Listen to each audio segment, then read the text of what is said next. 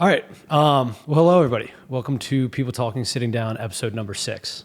For this conversation, I got to sit down with a new friend of mine, Frank Jackson. Frank is a writer, a speaker, and has his master's of applied positive psychology at University of Penn. Frank is an inspiration, not only for all the work that he's done and doing, but also for the fact that he's dealt with a lot of adversity in his life. When losing his mother at age 9, losing his father at age 23, becoming a positive public speaker probably isn't what you would think somebody would do when dealing with such pain and tragedy. So it was an absolute honor to have this conversation with Frank. Frank, it's been great to get to know you, and really, really excited to share this conversation with you all. If you'd like to follow the podcast, we are at People Talking Sitting Down on Instagram, subscribe on YouTube, follow on Spotify, rate, like, and most importantly, share with a friend. But guys, thank you very much for tuning in, and I hope you guys enjoy.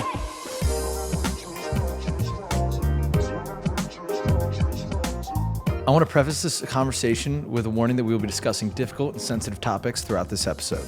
Terms or topics we use or discuss during this episode may be viewed as inappropriate if viewed or listened to out of context. This podcast focuses on the past, the present, the future, and our ever-changing reality. My hope is, always has been, and always will be to continue to grow, learn, and change. I believe that when we stop changing, we die. And therefore, it is likely, if not guaranteed, that in the future, parts of this conversation may not age well. I know that and accept it. From the bottom of my heart, I ask for your acceptance, for your kindness, your understanding, and for your time. For I'm a flawed human interviewing flawed humans, searching for answers to questions that I know I may never find. Welcome to People Talking Sitting Down. I hope it's worth your time.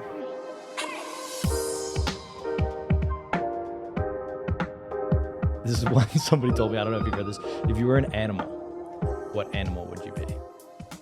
I would be, I don't know if this counts, but my dream would be to be Mowgli from, what's it called? The Jungle Book. And he thought he was an ape or something, right? Yeah. I didn't read it. Yeah. No, it's a Disney movie, I think. Yeah. It might be a book too. Kevin Hart? And The Rock, right? Isn't? Oh, no. I know what you're talking about. No. Is it a but different one? yeah, watch it. It's my favorite Disney movie, but he's he's a wolf. He's a kid, but he was raised by wolves. So you'd be a wolf. I would maybe be a baby child wolf. Yeah. That's funny. Well, dude, so I mean, one of the first, again, questions that I wanted to ask, and it was after we met. So just for a little bit of context for anybody who's listening, Frank and I met at essentially like a little mentor workshop.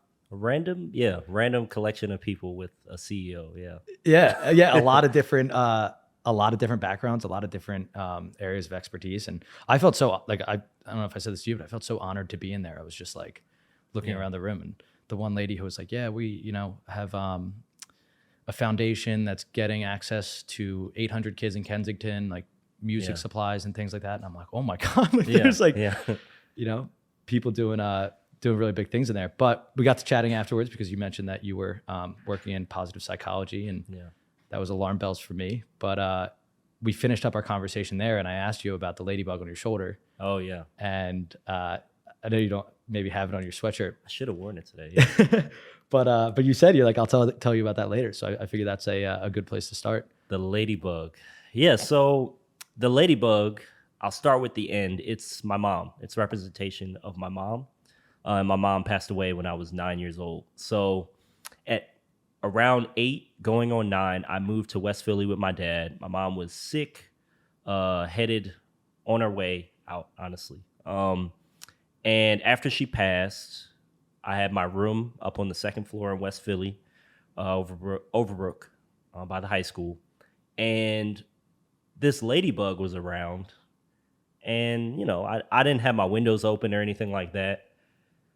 This ladybug would appear, and I'd see it flying around. And 9 years went by.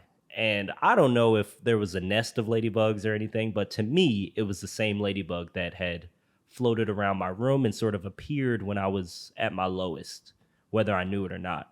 And whether it would land on me or it would float around, this ladybug was just always present. So when I graduated high school and I moved to Texas, it kind of became the symbol of my mom. And fast forward to graduation of college, I themed my whole graduation cap. I decorated it with ladybugs and a picture of me and my mom. And I just see it as a symbol of her watching over me and looking out for me, and being present in the moments that she can't be physically present. Yeah. And so my girlfriend actually gifted me with a pin that honestly looks like a ladybug. It's the size. Yeah. And people still, they're like, you have a ladybug on you. I'm like, actually, it's a pin. Yeah, And that's I flip it. But it's a symbol of that. And so I'm really, really thankful of her understanding of that and that surprise. She just randomly got me a pin No way. that I can wear in times where I'm like, I kind of want a little extra support. So Yeah. ladybugs are really, really special to me, but definitely something subtle that I don't outwardly talk about a lot. Yeah. It's just my mom Yeah. hanging around with me. And that's beautiful. And that's, something that obviously I'm very interested to ask you about that life experience, because I do believe that, when people pass, they still do live on with us, in one way or another. And today, actually, it's interesting. I didn't even realize it until this morning when some family texts were going on in the group chat. But my grandmother passed a year ago today, and she was 92. She might have been, she was just about to be 93. And I still every day, I have a very positive relationship with her death. Because I was really, really close with her when she was alive. And in her last 5 or 10 years, we were tight, super, super tight. But, I think that still lives on within me. So I'd love to know a little bit about how your mom's spirit lives on with you. And I know, as you mentioned, you were 9 years old. So I'm sure that was like complex. Right. Well, the interesting part, and thanks for sharing that. I'm sorry that you lost your grandmother, but glad you had her. Yeah. Thank you. The interesting part about my mom's passing and my mom's spirit and our relationship is that I didn't really know her that well. Not because she wasn't present for the first 9 years of my life, but because at that age, you don't really know people, especially adults. You sort of are thankful for their presence. They may give you things like love or gifts or things of that nature, but on the basic level, I didn't really know information about her. I didn't have the capacity to know facts like where she went to school and what were her hobbies. I didn't really care. She was just my mom. Yeah. I loved her for being my mom. It wasn't until after she passed that I started to become curious about her as a human being and had the capacity to accept her. So I think that's when her spirit started to kind of flow through me. And I'm sure she was eager, if you believe, heaven and things, eager to show me who she was. And so I always say that my mom's passing was like a gift and a curse. Yeah. Because I got to know her and I didn't have enough time to dislike her. So she had struggles unbeknownst to me when I was a kid. She struggled with addiction. She struggled with mental health. She may have been bipolar. She has, all that she's dealing with. 50 years of life that I didn't experience. Well, 40 years I didn't experience. 10 that I was a part of, or 9. And I didn't really get a full grasp or idea of that when I was growing up. She had flashes, but I didn't understand. So from 9 on, I get to blank slate, understand this person that I just naturally love. And I get to talk to her through family members that knew her. I get to make my own judgment, like, oh, that sounds a little biased. And I get to objectively judge her without a lot of experiences shaping the person that's forming in front of me. And then again, underscored by this deep love of just, I was in her womb. Yeah. And so she speaks to me through family members. She speaks to me through letters I found of hers in, kind of the family archives. I'm like the historian now. I have all these documents and stuff. She speaks to me through actual videos and audio I have of her. No way. From different parts of her life. Because you mentioned that your dad walked around with a camera a lot. Yeah, he had a big, giant Action News camera. And if anybody knows my dad, they know him because of that camera, which was embarrassing growing up. Like you can imagine a guy, it's about 2 feet long, and sports, birthdays, stuff that I wasn't even at. Like people would ask him, or he would volunteer to film people's weddings in our family, go to basketball games of friends I had and just film it. And he just walked around with this giant camera. So there's a collection of cassettes that I have now and CDs that I slowly am converting. It's actually very expensive. I was about to say, like, a weird question that popped into my head is like, that's got to be quite the process to be able to view any of that stuff these days. Yeah, it's a real niche skill to convert discs and cassettes to digital audio. Yeah. Which, computers, if you got a Mac, CDs don't go in there anymore. Yeah. And I don't even know cassettes, how that even works. But yeah, TVs don't accept it. So you have to go to a specialist who's like probably 80 years old, slowly unravels the film or whatever they do. And so, yeah, it's hundreds of dollars. So it's definitely a slow process getting all those films. Yeah. But has that been I would assume a therapeutic process for you? Absolutely. There was one Christmas, I'm trying to think, a few years ago, before COVID. There's before COVID and after COVID. So it was before COVID, probably around 2019. And I just asked my sisters, I have 4, I said, this Christmas, I don't want a gift. That's kind of presumptuous. Like, I assumed they would give me a gift. I was in that border age where it's like, am I getting a gift? Or still like... But before they could deny me a physical gift, I said, all I want this year is a memory. I want a memory of me as a kid, because I don't know that person, whatever your interpretation is. And one of my sisters had a box of cassettes that my dad had, and I had forgotten or didn't know, and she converted a chunk of them into digital form. So of course I was bawling. I was like, ugly cry. Yeah. That Christmas, and that started, that connection part.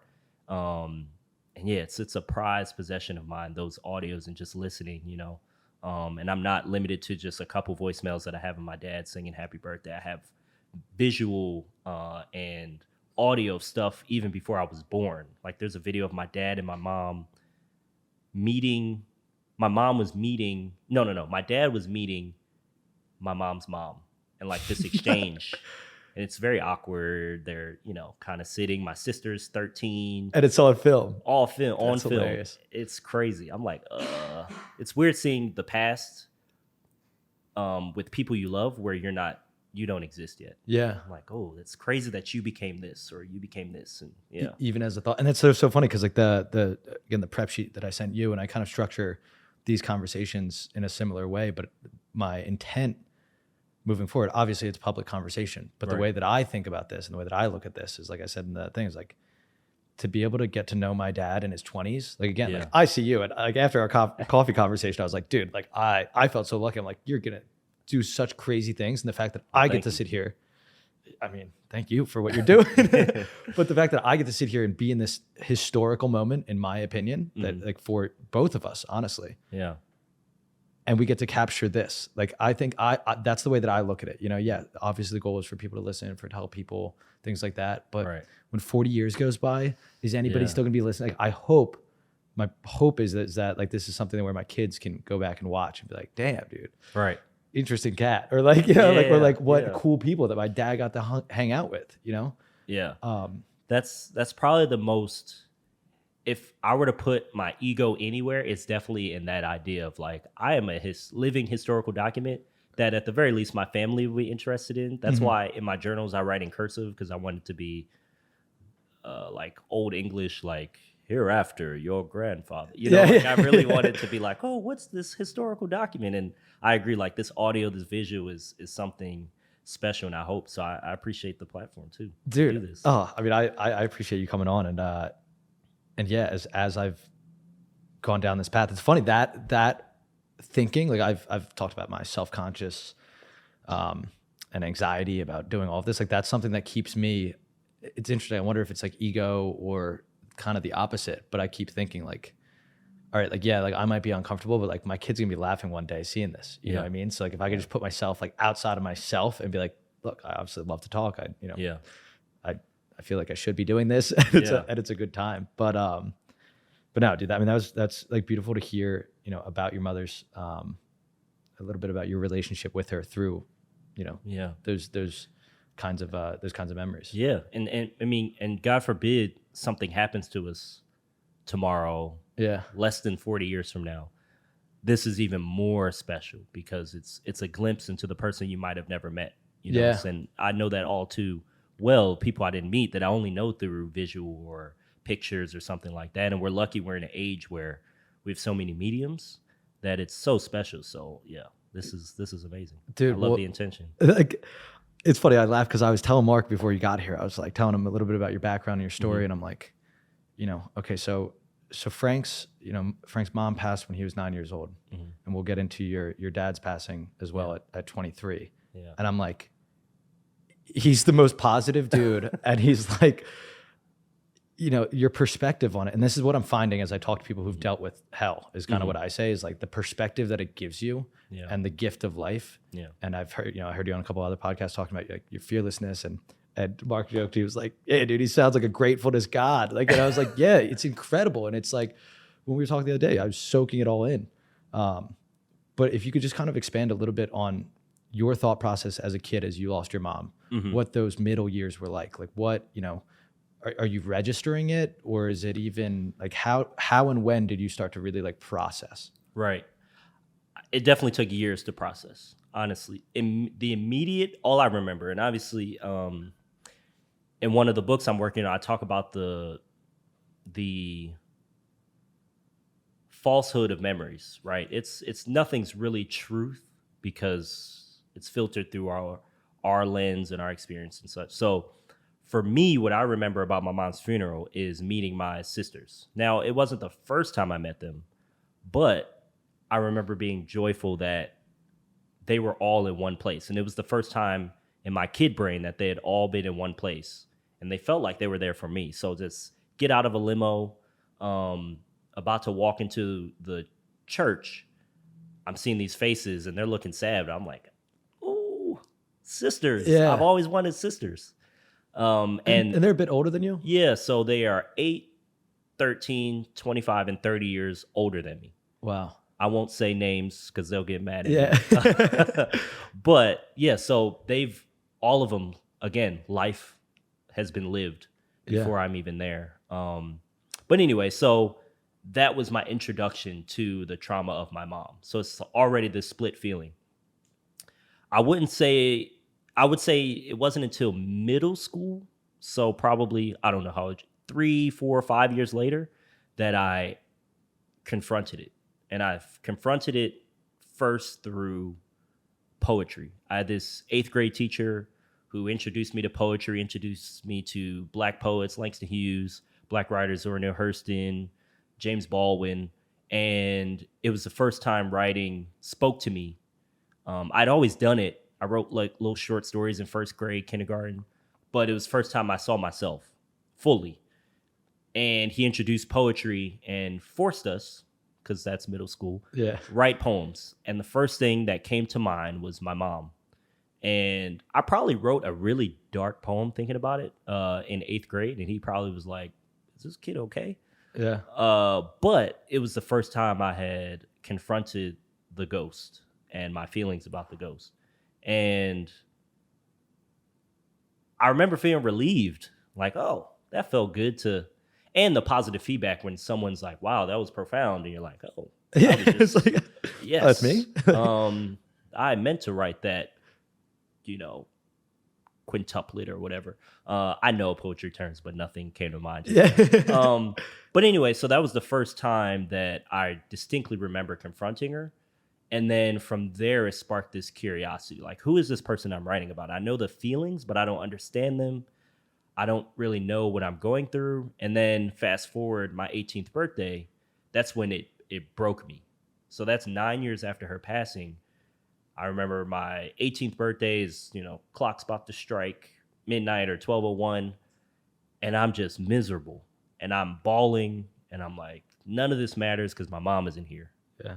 And I was just sad. I'm sure the ladybug was floating around somewhere, but I was just sad that she wasn't there for the big moments in my life, like you want your parents to be. And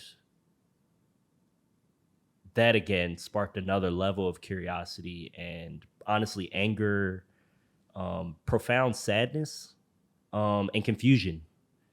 And from there, that's when I really started using my adult brain and getting, how do I confront this? How do I process this? And that's when I wrote the first iteration of a book I have a manuscript of now. Yeah. My creative writing class, same teacher from 8th grade. I'm in his class, and he's like, you have to write a 20-page short story. And I write about my life and processing my mom's death.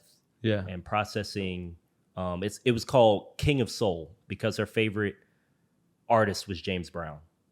And so in that, have kernels of those memories and my favorite memories, my darkest memories, and I'm just writing about those experiences.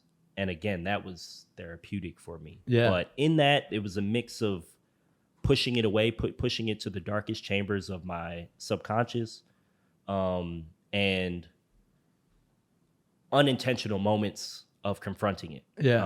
I was going to say is like sort of jump in and go back a little bit. But when you said about the profound sadness and the anger and like something that I'm interested in is like, did you sit in that? Did you like grapple with that? Did you, again, from everything that I know of you so far and all of your writing that I was able to read, which thank you, that was so cool to be able to like, I felt like I was stalking you all week. I was like, I'm like reading so much and listening and, but it gave me, an opportunity to get to know you. But from that, I'm like, you obviously have done hundreds of hours of thinking and again, sitting in this, whether light, darkness. So just in that time, did you sit in it then? Did you sit in it later?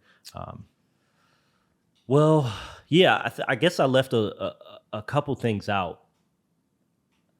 I think I was always stuck in this dualness, and I think grief has a strange phenomenon because it slaps you in the face randomly, especially as a kid.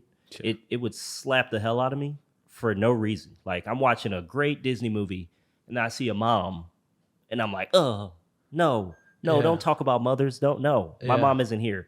Or I could be in my class and because of that's how it was, they would say, hey, get this permission slip signed by your mom. And I'm like, I can't. And it would just gut punches. Yeah. And that's grief. It just slaps you in the face randomly, unexpectedly. That same comment a day later could have no effect. And so I think when I was young, I kind of ran from it. And the only way I knew how to sit in it was through writing. And so writing was my way to pause and process my thoughts. Honestly, other ways I did that was going to the bathroom. I would talk to myself on the toilet, which is strange, but only child syndrome. Only children, only people who are only children know that feeling of talking to yourself. But I would sort of process. I would talk to her and processing whether I even believed that she could hear me. Yeah.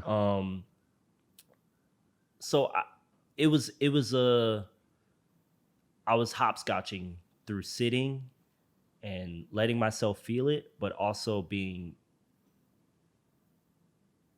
in it and sad and trying to run from those feelings.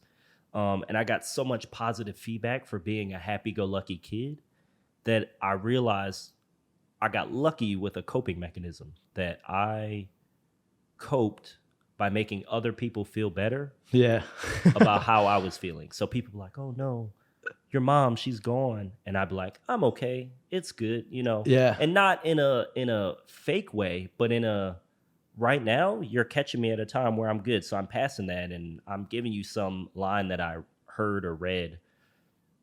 And I would see their reaction and how they honestly became more optimistic about their own trauma. Yeah. And so I kind of stuck to that script. But little did I know that underneath it all was kind of eating me away. And hence why at 18, I kind of broke down. And then I was like, okay, I got to look at this truly and honestly. And kind of straight up. Yeah, how I feel about it. You know? But it's tough. It's a roller coaster. Yeah, dude. Yeah. I guess Sorry, one second. I'm going to check this audio before I get into this next thought.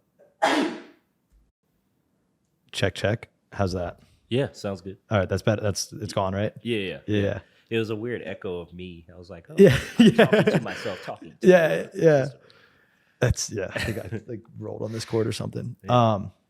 But yeah, dude, I mean, that's what I was going to say about the way that you made me feel when we had coffee. That's Mm-hmm. why I was so excited to get you here. Cause like the fact that you can deal with that and bring that positivity Mm-hmm. and lightness to others. And I hadn't thought, and again, through the reading or all of your writing, listening to, Mm-hmm. I don't know up until this moment that I grasped that was the coping mechanism. Mm-hmm. Was that, cause do you feel like you're still doing that in your work today?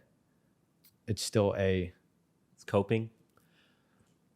Yeah, I think I understand the coping mechanism. I think, like I said, it was a lucky strategy that for whatever reason, whether I was born optimistic or born in this space or people around me made me feel better. I think also I had a really good community of people who held me up.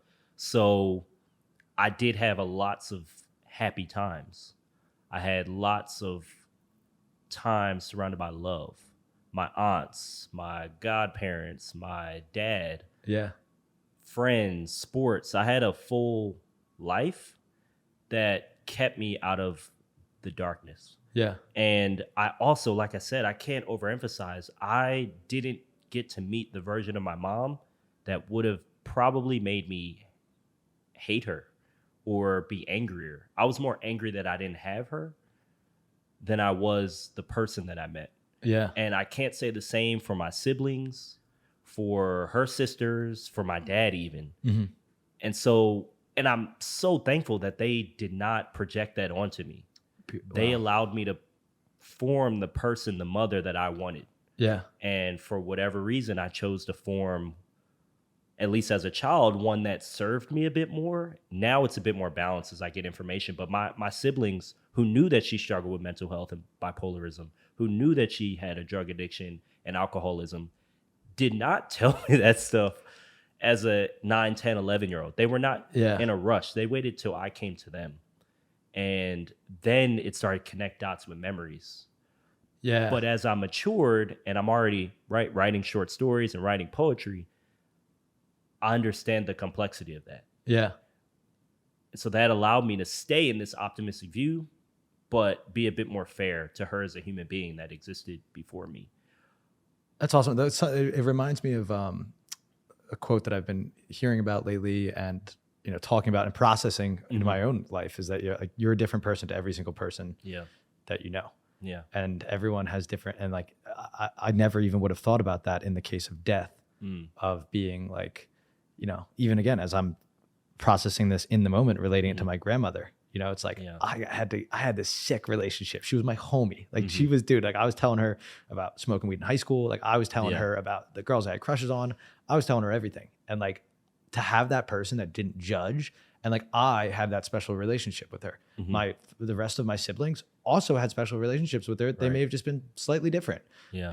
There's a video of as you mentioned about videos. There's a video that my sister took of my grandma taking like a shot of beer or something like that. And like that was, I wasn't there for that, but like that moment for her to be like, everybody had their different thing. And I it's really interesting to hear that from your perspective as a 9-year-old. Yeah. But and again, because I think sometimes I can get caught up in the coping or the optimism. Yeah.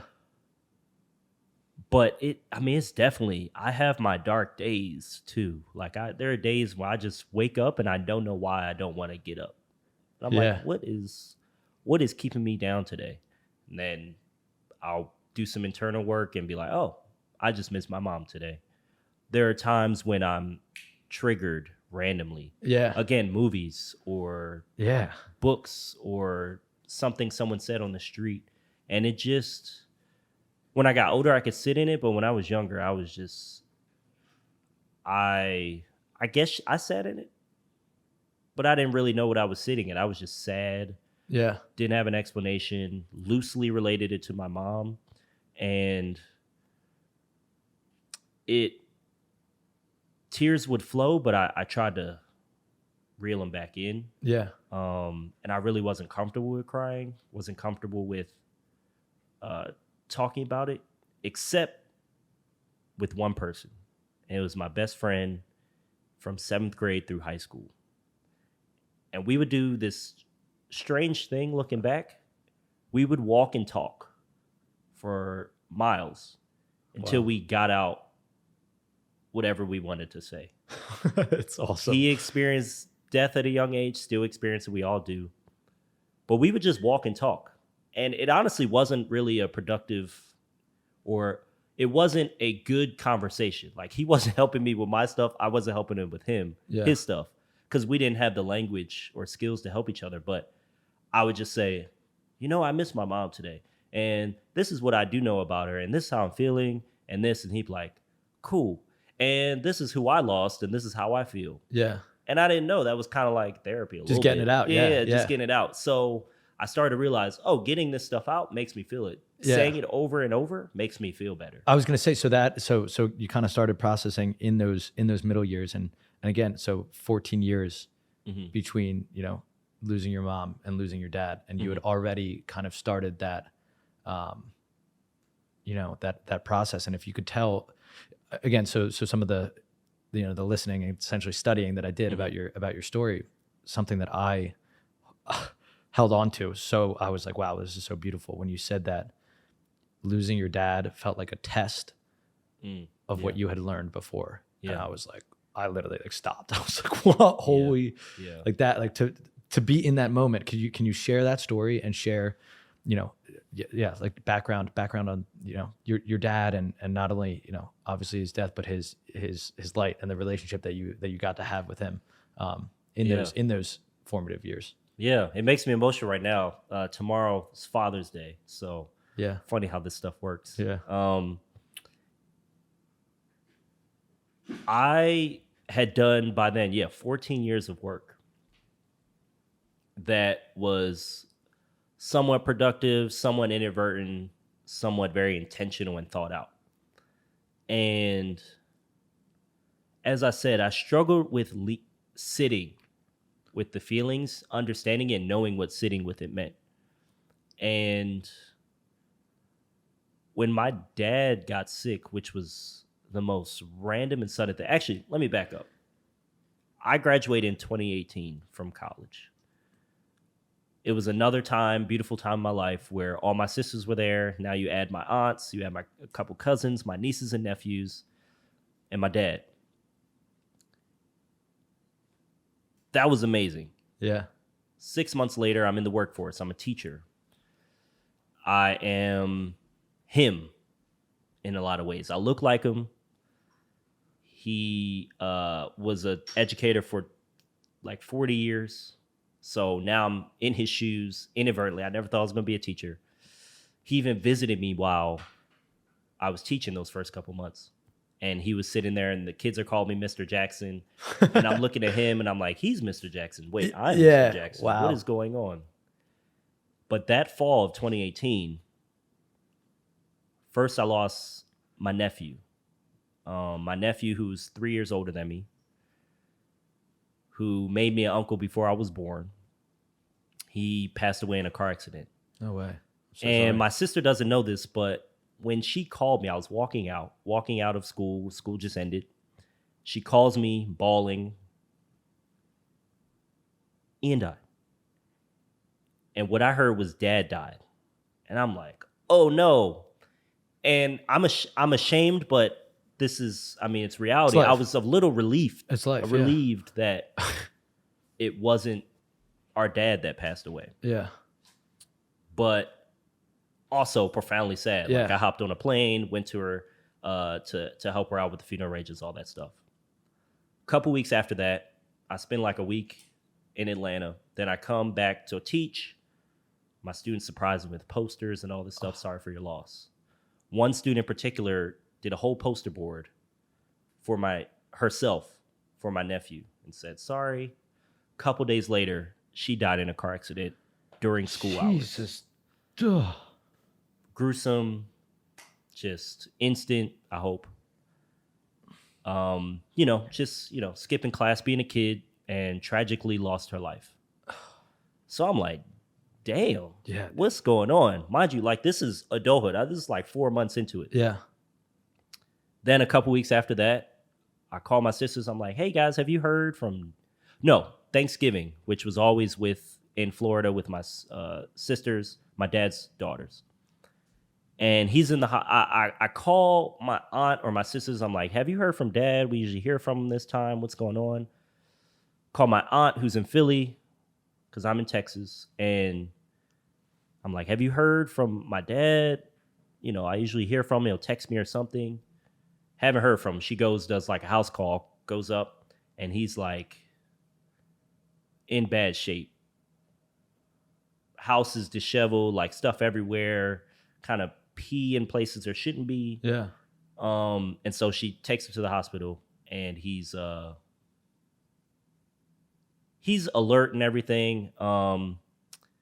We zoom in from Florida during Thanksgiving. He couldn't make it because he was in the hospital, but he's fine.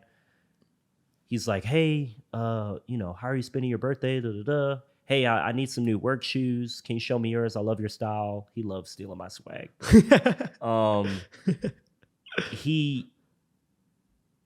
It scares us, but we're like, he's good. You know, my grandmother, she was in her 90s at the time. We're like, he's gonna live forever. Like she's 100 at that time, 99 or 100. So we're like, he's fine. Yeah. A couple days later, I go to Philly, visit him, make sure he's good. He checks out the hospital to go to my nephew's funeral. So this is all like stacking up. Yeah. And then a week later, I get a call from one of my sisters, the one in Texas, one of them, the ones in Texas, and she's like, "Yo, we need to go to Philly like right now." And I'm like, well, "What are we talking about? Like, what's going on?" She's like, "It's Dad. We gotta go." I don't know what to think. We arrive, Philly hospital, and he's in the ICU. And I remember I asked the nurse, I was like, do you have the time? And the nurses work 12-hour shifts. He was towards the end of his. He looked at his watch. He was like, I don't even know what time it is. I couldn't tell you looking at a watch. And that's the disoriented feeling that I was feeling. So he's kind of reflecting it back to me. Go in there. He's got tubes. He's asleep. Yeah. Like everything. ICU sucks. And a couple days after that, a doctor pulls us into a room and he's like, yeah, your dad has 0% chance to live. And I'm like, what the? He was just good like 2 weeks ago. Yeah. And I didn't lose it in that moment. I started to lose it, but then maybe later that day, I don't know, time kind of gets wonky. I definitely lost it.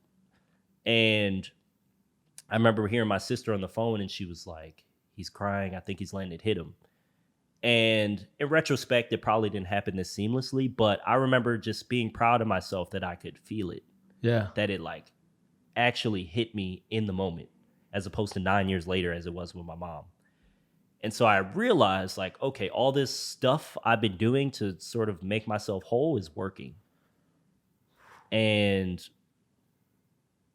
as sad as it was, similar to your grandmother, I was like, well, I got him. You know, I got our dad. Wasn't perfect. Would have loved to get to know him as a man to man because I think that was his age range that he really liked as a kid. He was like, I don't know what to do with this kid. Yeah. As an adult, he was out in the world. I would have loved to do that. But it was sad, but I realize now I have the gift of feeling this and I have the tools that I can now help my family through this, my sisters. And they sort of look to me, despite their being older, of kind of like, okay, how are you dealing with this? You're the only one that's lost a parent here. Well, one sister lost our mom, but it was just different. How have you dealt with this? And I saw that as such a gift that we could be both weak and strong together. Yeah. And I could give them tips or tools and be that anchor for them. And I remember at the funeral, stepping up, I wrote the eulogy for my nephew and my dad. Beautiful. And I said, you guys can read this. And I looked down to the crowd and I was like, I felt the sadness in the room, which obviously it should be. It's a funeral.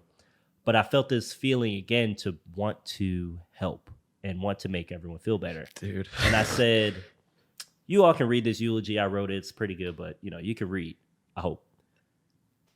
But I want all of you, if you're feeling away, I look just like this man. We're basically twins. If you want to see him, FaceTime me. If you want to hear him, call me. Because I'm him. And it was kind of probably the first time in my life I had accepted that. I'd run from the twin Nomer. Yeah. But 50 years apart, I was probably what he was at this age. So when I'm 23, I just say, everybody, like, if you want to experience him, just call me. Yeah. And I don't know. I guess he was speaking through me. I don't really know what was going on in that moment. But I'm probably. Yeah, I'm very proud of being that anchor for my family. Yeah. And the fact that I'm able to release him properly. And that's why I called it a test, because I could have easily tucked it away. I could have been numb to it, but I still feel the full force. Like, even when you brought it up and I get emotional about it being Father's Day and things, like, I'm so proud of that pain because it's really honest. Yeah. And I think part of grief is honesty, and it hurts to be honest, even if it's happy honesty. So that's something that I mean, first off, like, I'm emotional in this moment right Yeah. now, thinking about, like, again, your strength, and I'm the third of four, and you're the youngest, so of five. Yeah. And I'm thinking about my brother in this moment of, like, he's kind of our rocket away, where it's just like, if he's, I don't know. I feel this strength of him being the youngest. And my mom's also the youngest in her family. And I've just always, we've talked a lot about, being the youngest. And I just, for you to be that for your family at such a young age. And again, like you said, like, I've been through this once before, and having the experience and being, and yeah, man, I think that people speak through us in those moments. And again, we don't think that we understand enough about this world and how things work, but in moments like that, like, and especially with poetry, and I'm saying this because I'm thinking about, there's times where I've written poetry and I'm like, that wasn't me. Yeah, I don't know where those words came from. I don't even know how to spell that. Yeah. And it's just like, will flow out of you, and things will just happen. But yeah, it was the same thing at my grandmother's funeral. She eventually passed at 103. Wow. Had it for a long, long time, and it still wasn't natural causes. So she was headed for a long, long future. What is your and this is a question, as I mentioned about that happiness talk that I went to. Yeah. And made the little joke about the coffee thing. But I asked the question of the presenter. I said, do you enjoy your pain? Because he had told his extremely painful story of his childhood and trauma and addiction and all these different things. And again, this is something that I'm trying to figure out about people, because there's a common thread here. Yeah. There's a common thread. And another thing that I, held on to that I heard you speak about previously was that you said, I don't know if I would change it. Mm-hmm. And that's obviously a complex, discussion to have in itself. But, like, I feel the same way about my painful experiences. Mm-hmm. Like Mark and I were saying earlier, like, well, if I changed it, then I wouldn't be me. Right. And you're clearly grateful to be you and proud. And, like, that's something that, like, I'm soaking up right now, is like, dude, you can be proud. And that's something I've personally been uncomfortable with my whole life. And now I'm just starting to get, turn the corner a little bit. But how do you feel about pain in general? And yet, do you appreciate, enjoy, respect pain in itself in this life? I definitely respect pain. There's a poem I have. The beginning of it is, part of art is the painful start. A moaning Lisa screams from Da Vinci scars. And it's just about our relationship to pain. And I'm sure the scars I talk about, it probably is very painful to do, Sistine Chapel or all that stuff, or whatever art stuff he did. But he's famous, right? And that art doesn't come from typically a happy place, I would argue. I think it comes from a profoundly painful place, but it could be made into something so beautiful. And that's sort of the underscore of my whole existence, I think, is that my respect for pain shapes how I show up in the world. it allows me to be present beautifully, knowing how darkness shaped where I am today. And darkness really shapes all of us. And I'm choosing to use it in a way that uplifts me and uplifts the people around me. And it's a very difficult thing. I don't mean to downplay pain, but if you can get to a place where pain is welcomed, where your pain tolerance is high, and I don't mean that as I pinch you and you don't grimace. Mm-hmm. In fact, you know you can grimace, you can scream, you can shout, but you can also recover.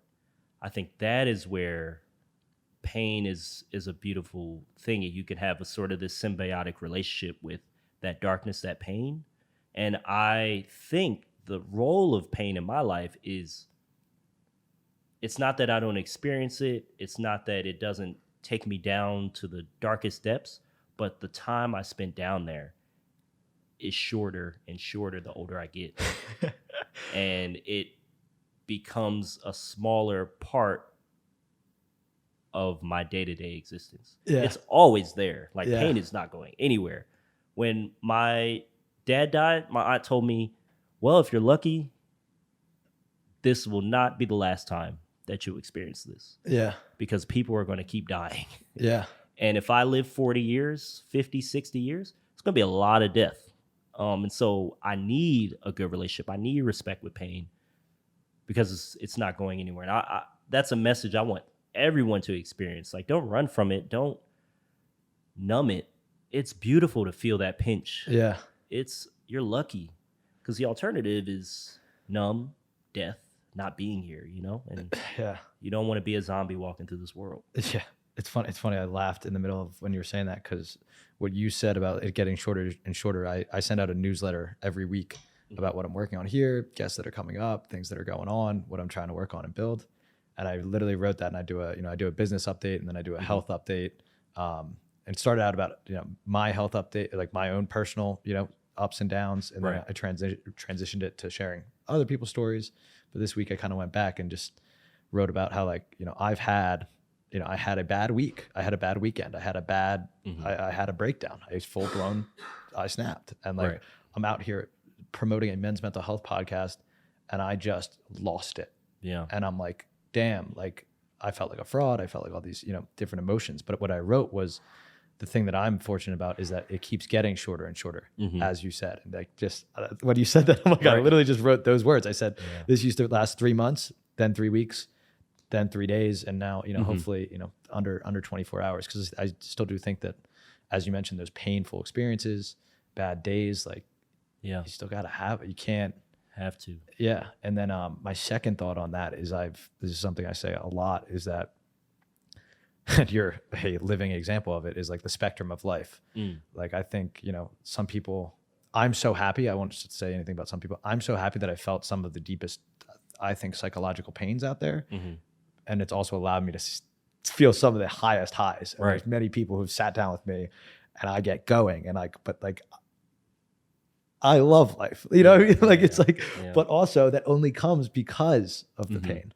And to hear your thoughts on pain and the way that you put it is so much better than, again, I'm still trying to process and still trying to like figure out how to say these things. But that was beautiful, because it's a part of life. I mean, if you, like you said, if you're lucky. Yeah. If you're lucky. I honestly, I feel for people who have to wait decades to experience the depths of pain and loss and insert word. Because you're so ingrained in whatever habits you've established that it could potentially really wreck you even worse. Yeah. And though I would love to have my parents here and all those things, if I had to give back the tools, it wouldn't just be a snap conversation like, trade it. Because I don't know the person I would be on the other side of that. And the truth is that I would still lose them. I'd have more time. Yeah. But I've seen 60, 70-year-olds just break down at the loss of their parents or loved ones, as you should. and I still will in the future. It's not like if I lose a sibling, I'll just be like, oh, well, that's good. Yeah. You know? Yeah. In fact, I used to measure, and I sort of a toxic trait that I still kind of cling to. I used to measure my love for someone by thinking about if I lost them.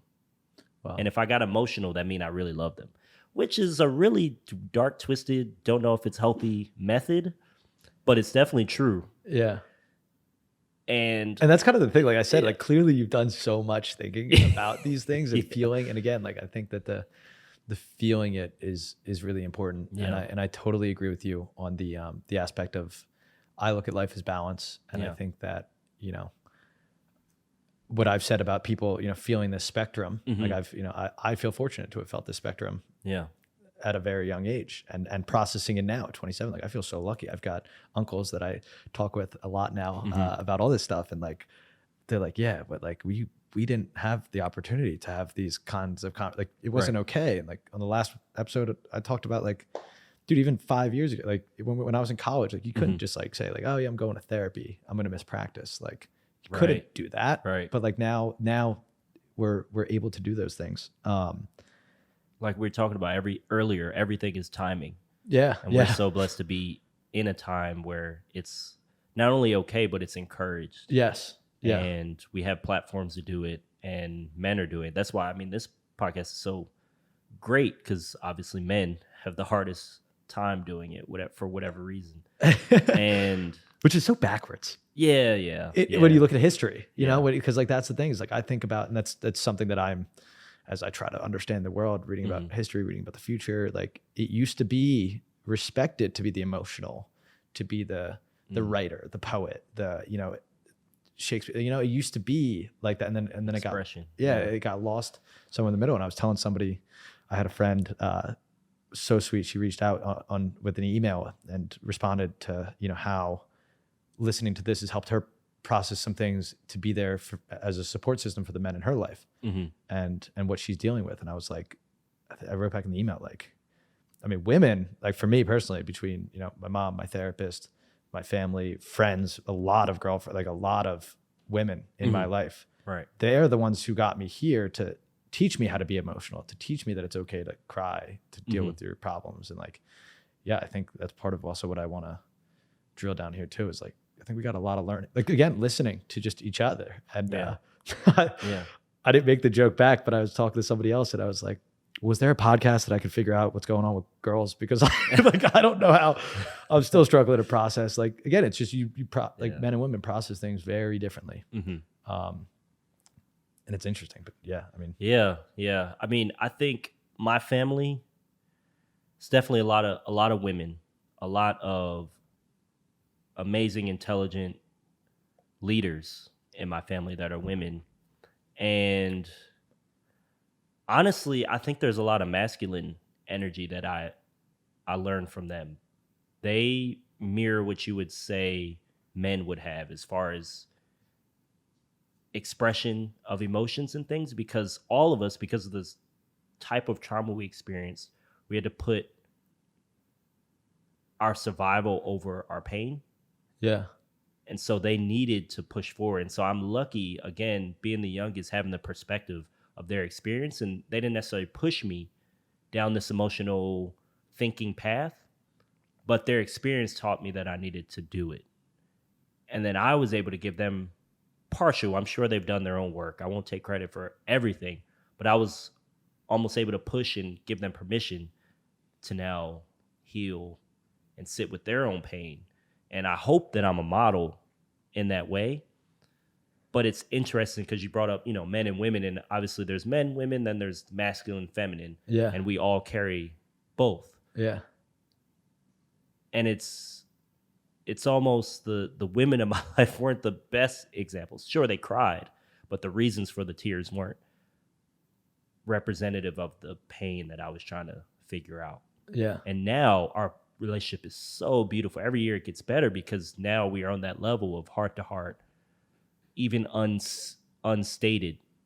We know that connection is because we're both honest with our pain and things. Yeah. And that's something in general that I've really enjoyed lately, is like having this platform, Mm-hmm. being able to just I keep telling people, like, I just keep being pretty direct, more direct than I've ever been about, Yeah. like I said to you when we were sitting down Mm-hmm. about, I was like, do you take a moment to stop and realize, like, the greatness that you've done, you know? And like that kind of, like, that's just like, I never would have said that, but that was in my head. And I'm like, well, you need to hear it. Cause Yeah. like, that's what people think about you when they meet you, you When know? when I hear thank you, and when I hear great things like that, or a compliment of sorts or things, I've repeated that line to people that you've said to me like 1,000 times to people. So I appreciate it, because part of the repetition is me believing in myself. So I appreciate that push. And yeah, like we talked about, it's hard for me, at least at times, to accept those things and sit with accomplishment or sit with the journey, because I'm my sister's brother. Like, I too sometimes put the future and survival over sitting with pain or joy. Mm-hmm. And that's the unintended consequence of my coping or childhood optimism, is that joy also fell to the wayside, and sitting with joy just as sitting with pain, because I was so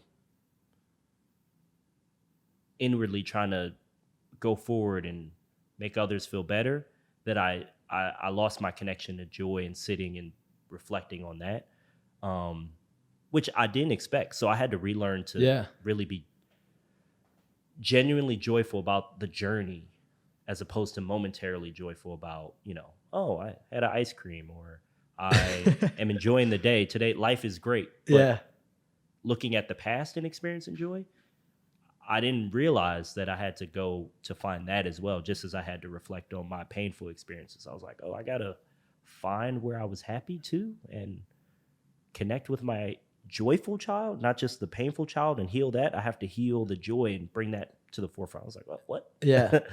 And that's a good transition to following up on like what you know, not only doing professionally, but what you studied at Penn with positive psychology. Yeah. And when you said that, and when you told me a little bit about it in our 5-minute conversation when we first met, I was just laughing, because I was like, dude, that's so on point for, again, like, and I did some research on Martin Seligman and the whole, one of the things that I wrote down that stuck with me, he said, in psychology for many years, we focused on what was wrong with people instead of what was right with them.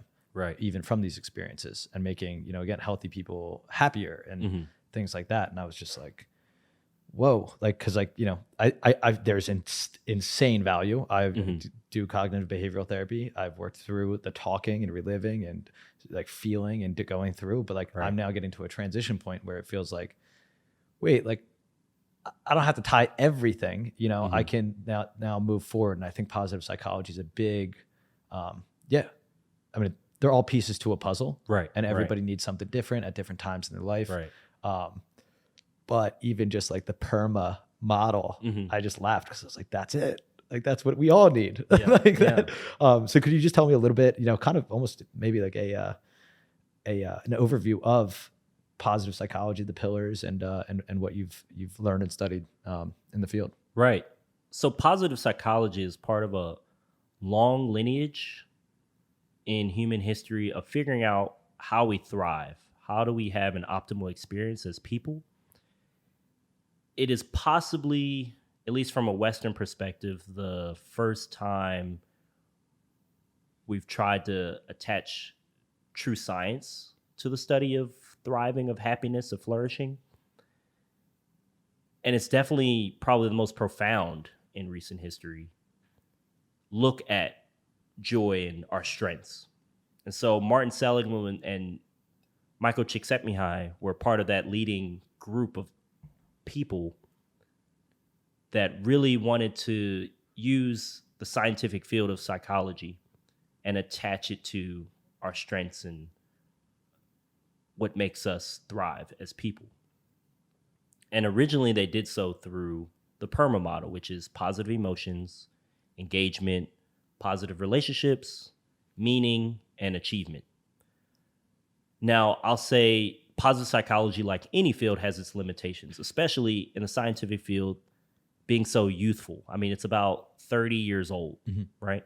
So it's, like you said, a piece of the puzzle. But the reason that it's had this ripple effect globally is that it's really stuck with people who maybe are at that inflection point that you are at, where you're like, I'm ready to get past cognitive behavioral therapy or traditional talk therapy. I want tools to know how I can thrive now that I've dealt with it. Or those modes are intimidating to me. Especially in the Black community, I think sitting down with a therapist, whether it's for financial reasons or for cultural reasons, it's not the best mode. So positive psychology is another entry point for, I think, most people who wouldn't say that they struggle with deep depression or anxiety, or may see therapy as, I'm not crazy, so why would I go there? Yeah. So it's an entry point and an assistant to traditional therapy, where people can be introduced to psychology and focus on the things that make them happy in life. And that's why I found it so profound, is I'd never heard of something that looks at strengths. Like, what is good about life? Yeah. Right? Yeah. How do I get from 0 to 100? How do I get from -5 to 10? Right? Yeah. And traditional therapy typically, again, is trying to undo the negative. If you're at a -5, it's getting you to 0, equilibrium. Yeah. But it's not really pushing you, at least it's positive psychology stance, not pushing you in the positive, not giving you the tools to now have an optimal existence, reflect on what makes life meaningful for you, where are the parts of life that bring you most joy. And it's a beautiful field, I think. Obviously, globally and even personally, there's critiques, but it's a great start. Yeah. Yeah. And it's interesting. I mean, it's at the very least thought provoking. Yeah. And it's funny even, and again, I'm very lucky with my therapy situation that I just, it's been 5 years now, and it's, although it still is cognitive behavioral therapy, it feels like it has transitioned to that aspect of recognizing my strengths. And now, like, I'm at a point where, like, I'm even, during the session, I'm like, okay, wait, like, I'm figuring it out. I'm putting the pieces together, and it feels like, I don't want to say moving forward, because I was definitely moving forward the whole time, Right. But it's been a change of pace to think about that, and this specific platform, as you mentioned, about meaning and mattering and achievement, and like this thing, like every time we hit publish, I'm like, whoa, like that achievement, that feeling of like that carries me through the next couple of days, and then I mean, also the social relationships, as you mentioned, about like these connections, the connections with, the guys that are helping me, the connections with the people that have reached out. I'm like, whoa, like this is all firing me up and keeping me going. And it definitely feels like more than plus 10. Right. Because since the beginning of time, it's our relationships, our meaning in life, our engagement with the world before therapists existed. Yeah. That has allowed us to thrive. And it's an examination of that, right? How have people, before these structures existed, before mental health was a conversation, before mental disease was a known fact, how did people exist? How did we continue civilization? Obviously we did. We're here today. There's skyscrapers, there's cars, all these things. What were the key mechanisms? And they came up with that PERMA model as a foundation for what hopefully exists universally, right? Yeah. Now, they haven't interviewed every single culture, every single human being, but it seems to be true in some way or another that if you're thriving in life, it's probably because you have a combination, if not all, of those factors. Yeah. In the PERMA model. Yeah. I was going to say, I don't mean to test you here, but the one study, I forget, I think you might have brought it up in that mentor meeting about the Harvard study with relationships. Right. And if you could because I just hear things and then I remember them, but I don't remember the details of the study. But if you could touch on that a little bit, because that I think smacked me in the face with like, whoa, wait a second, like there's a common thread here. Yeah. So Harvard did sort of the longest study of happiness that existed. It looked at over a lifespan. It looked at a group of people who were, varying ages, and it looked at what was the common thread for people that thrived, lived longer, ended their life in a way that they would be proud of, that they would articulate is a good way to live life. And the common thread was positive relationships.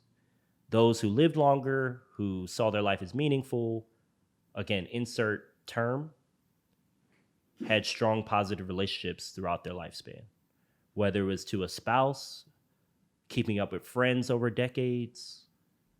That was a thread that seemed to be what allowed them to thrive over their life. And if you really get into the weeds of positive psychology and some of the studies that have been out there, it shows the health benefits of interacting with other people consistently that uplift you, cardiovascularly, mentally. It really, they say there's a saying, if show me your friends and I'll tell you who you are. Yeah. Right. And one of my favorites. in positive psychology, you could say, show me your friends and I'll tell you how well your life will be lived. Yeah. Right. It's bigger than just who you are, but just, you have good relationships that could extend your life. Right. Yeah. And it's really, really profound to think of it that way. And I talk to people and I say, who are the most important people in your life? Right. Who are your friends? Let's say, for instance, you and Mark, you two are friends. How often would you say you see Mark? And let's say it's once a week for 5 hours. Let's give you a good time. So that's 5 hours a week. Were there 52 weeks in a year? 5 times 52, what's that? 250, 260 hours? I don't know. My math is wrong, apologies. But the point is, if you said, let's just say 300 hours in a year, that you would only see Mark for 300 hours in a year, you extend that for a lifespan, and that's supposed to be the most important friendship you have in your life. That's a very short time. I think about my sisters who live in different states. Wow. Who I see maybe once a year for a week. And if I have a sibling who's 70, and I see them for a week once a year, and the average lifespan, let's say it's 80 for women, I'm only going to see them for 10 weeks. Yeah. It's funny you say it. So are you familiar with Tim Urban at all? Wait But Why is the blog that he runs. It's been like 10 years that he's been writing this thing. And he has probably 15 years. And he wrote a piece, a friend sent me this, and he wrote a piece that said, like, would you break life down by those kinds of things? Right. Like he said, all right, so say I get Chinese once a week or once a month. I get Chinese 12 times, a year. I get it for the next 10 years, 120 times. Like if you like map it out, right, as in like those experiences, like, and they say whatever, I forget another thing that I heard was like, by the time you're 18, like for most people, like you'd spent 90% of your time with your parents, and you're only, for that many. So over the course of the next, hopefully 60, 70 years, some people only get to spend, like, you know what I mean? And it's just like, when you check it off like that, it made me stop and think. I was like, wait a second. Like, there's like, I don't know. It makes everything seem so much shorter. Right. As we were saying with the example of Mark. And if I'm not mistaken, that was also a big message in the Harvard study. Okay. Is that they really broke it down more eloquently by the hours and days, minutes, seconds that you would have with one of the biggest mechanisms for having a good life. Yeah. And what are we doing? We're watching Netflix. Yeah. We're at work. We're in traffic. Some of these things are unavoidable, but if you could reorient your life and sort of do the math on even just the 5 elements of PERMA and how much time you get with those different modes, it really could change how you think of your life, how you think of your purpose. And again, I can't overemphasize, changing those things can quite literally extend your life. Yeah. Right. And so, But they said, the other thing that he said was outside of relationships is that optimists live 6 to 8 years longer than pessimists. right. Which just like thinking about that, because like that, I mean, that made me excited just because I do think of myself as an optimist. I mean, I think that there's a lot of chaos out there in the world, but there's this weird internal feeling I feel that like everything's gonna be okay in the end. And I know that that's, you know. Yeah, optimism is huge. Martin Seligman has a new book, Tomorrow Mind, and a lot of his research right now is, and I'm sorry, Marty, if I said your book wrong, but, and he has new research related to agency, and it's one of his key pillars of his new ideas is the importance of optimism and using that thought that things will work out positively in the future somewhere down the line, to again improve your well-being, improve your health, extend your life. Yeah. And optimism is a very elusive train of thought, because it can feel fake at times. There's nothing optimistic about having your lights cut off because you can't afford your bills, or having food scarcity and eating once a day, once a week. There's nothing really optimistic about that.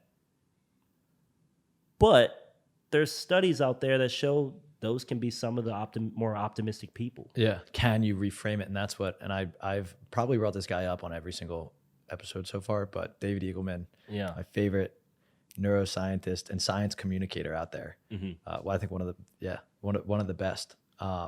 He writes a lot about the brain and then reality and how your brain constructs reality. And it's like, I'm of the belief, and I don't have the right terms to say all this stuff, but like your outside does reflect your inside, you know? So like and that's what I say that because of my own bouts with depression, where I've been in these horrible places inside, and then my outside world is extremely negative and terrible, and all the days are dark, and it's like, it's like, well, you know, and if you feel that way inside, it would make sense that, your life will last longer. It will be brighter. It will be, and again, the other, and this is actually from, I'm in the middle of, have you read The Body Keeps the Score?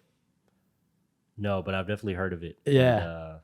And, Everybody has told me for years to read this. And the same friend that sent me that email, in that email said like, you should, you know, if you haven't already, I know you're talking about a lot of this stuff, you should really read it. And I haven't read it up until now because I thought it was gonna be really scary to read, but for anybody listening, I mean, if you're struggling with any kind of trauma related, anything, especially, you know, within the body, extremely helpful. I'm only about 70 pages in, but one of the examples, and it's very like science-based, and it's not such like sad, emotional, like things that like sometimes are hard for me personally to get through.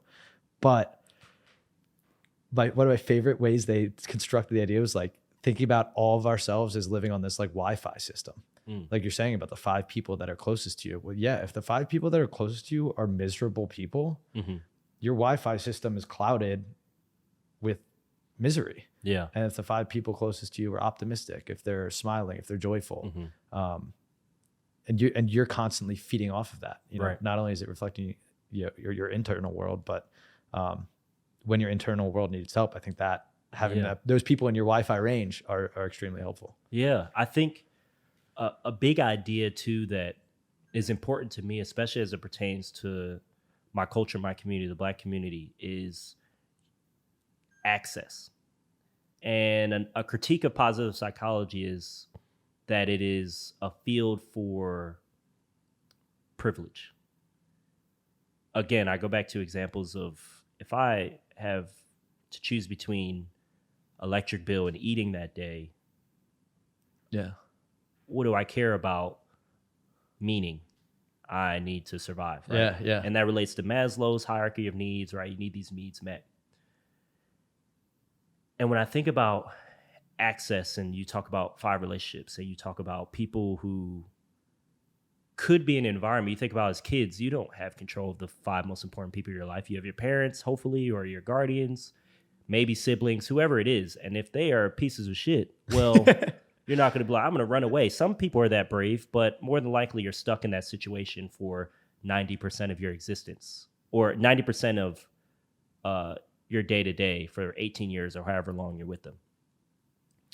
And my interest, my gut, some of my research is really around, one, what can you do in spite of that, right? If you can't control that outside environment, those people, whatever it is, that environment,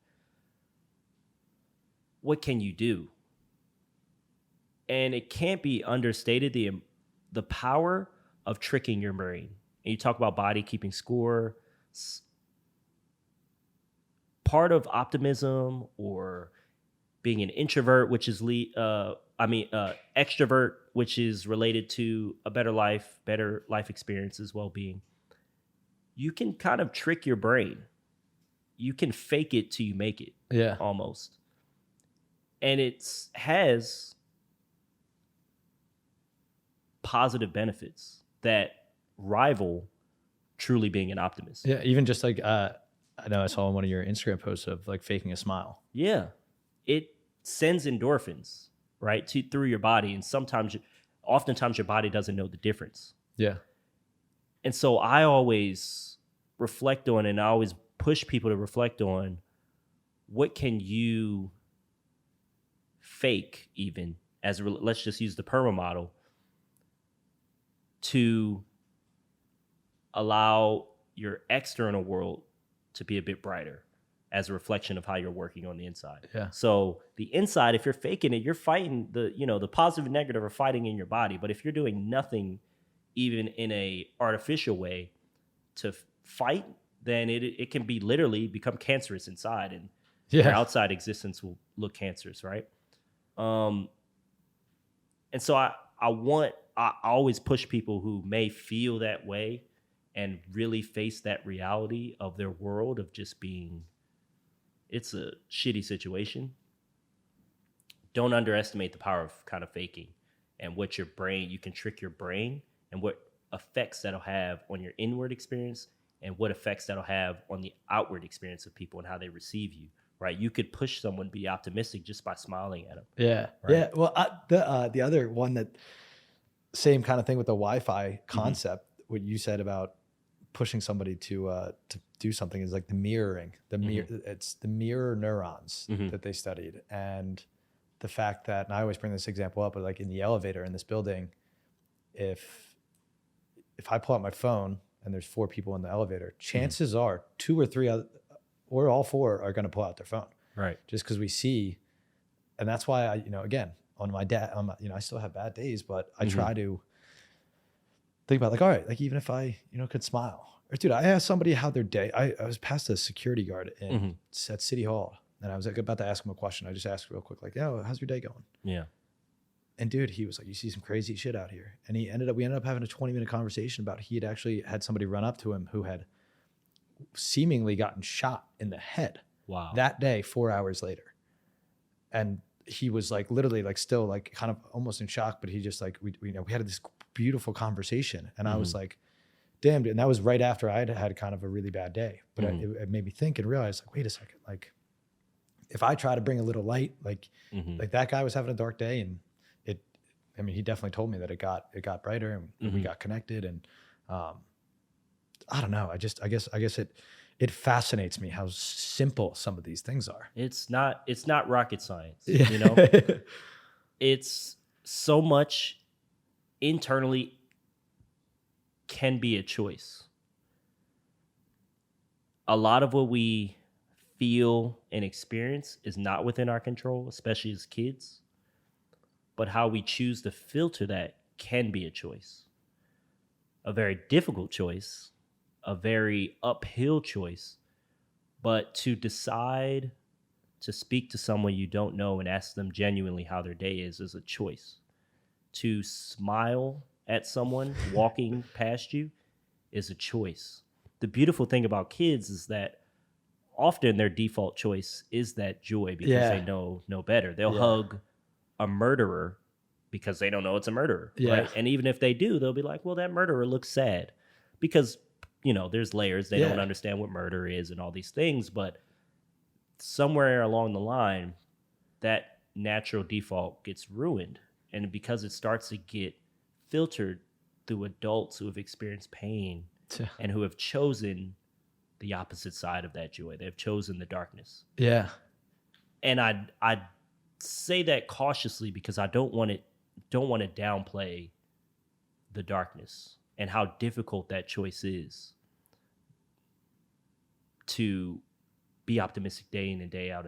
But through some of my studies, I've seen that people are often, and my life is a reflection, in the darkest of times, constantly make that choice in the positive direction. Yeah. With nothing in their outside world that would give them the right to give them a reason to smile. Yeah. There's a comedian, DC Youngfly, and his children's mother passed away. She died in surgery. And a clip went around of his funeral speech. And having first world experience in this, I know how tough that could be. I assume it was a eulogy or something. But it was one of the most optimistic, profoundly spiritual messages, 6-7 minute clip. Because his decision to lean into things that served him. And it's reflected in the purple model. He chose deep meaning, which for him was God and spirituality, right? That is a excruciating choice. But it's no coincidence that during his speech, he was able to laugh and get other people in the audience to laugh at a funeral. Just as it wasn't a coincidence that at my dad's funeral, I was able to lighten the mood. Yeah. Not as a way for people to ignore the tragedy, but as a way to say, hey, what are we going to do? Yeah. Are we going to just all cry? Why not next to the tears can we find a pocket of joy? Yeah. And why can't I spread that to other people? That's so beautiful. That's one of the sayings that I read at the end and do the introduction here is finding the light in the darkness of life. Yeah. And that's because there is, and because of the dark, we can see the light, and it's impossibly hard sometimes to see that it's there, but it is there. And that's something that, it keeps me going. Yeah. Because there's many dark days. Many people have dark days, and I don't know. I guess also a good transition to ask you a little bit more about the Pearl effect specifically. So for me to just throw this out there, because you might not want to brag, but writing your master's at Penn in Masters of Applied Positive Psychology. MAP is the term, right? One of the most interesting from my perspective as a white kid, I learned so much on every single page that just I never thought of. I wasn't wasn't taught, wasn't, something that was ever at the front of my head. Yeah. But no, so I guess just to reintroduce everything that we were talking about, and this is, as I just mentioned to you as we were chatting, like something that I didn't know how to, I don't want to say process, but like literally just talk about, because this is can you give me the sub name of the Pearl effect? Like the Pearl effect, the magic of flourishing in spite of oppression. In spite of oppression. Mm-hmm. Okay. And the paper essentially is about the Black communities. And this is another thing where it's like, is Black the correct word? Is African-American the correct word? Like, these are things that I just like. Yeah. You know what I mean? Like, I don't know. I remember Martin Seligman, he asked, because he was researching agency, like I said, and he's looking at it. He was talking about it in a binary of white, Black. And he asked me straight up, he's like, is it Black or African American? And I was like, for me, it's Black. I don't like, and some of my friends don't prefer hearing African American. Like if we were talking and you were introducing me to Mark and be like, this is my African American friend.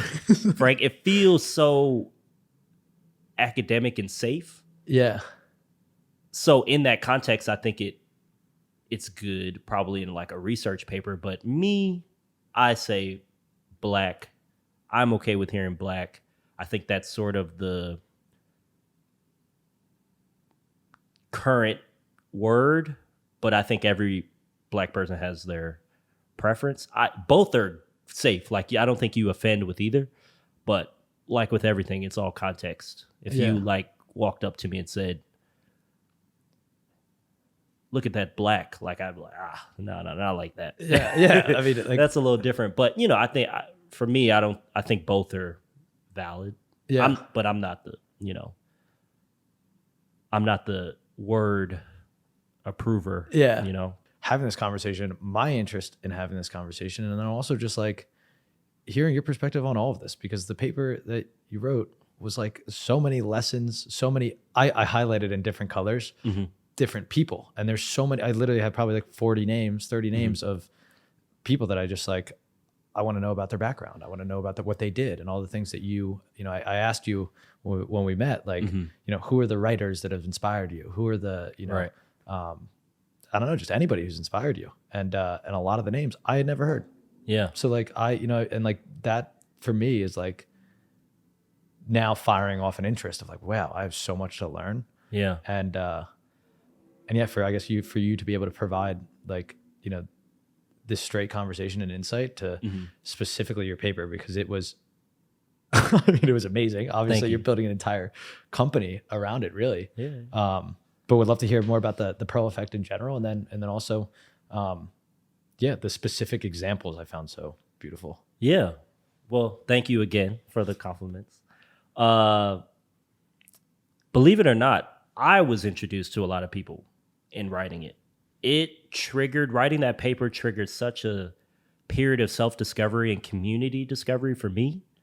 There was so much information that had been withheld in school growing up, so much information that really is much more difficult to find than I believe it should be. It's not, though, that information was not an easy journey to gather and synthesize. In fact, I had to step away from the Pearl effect and everything related to it for a year because it was just so consuming.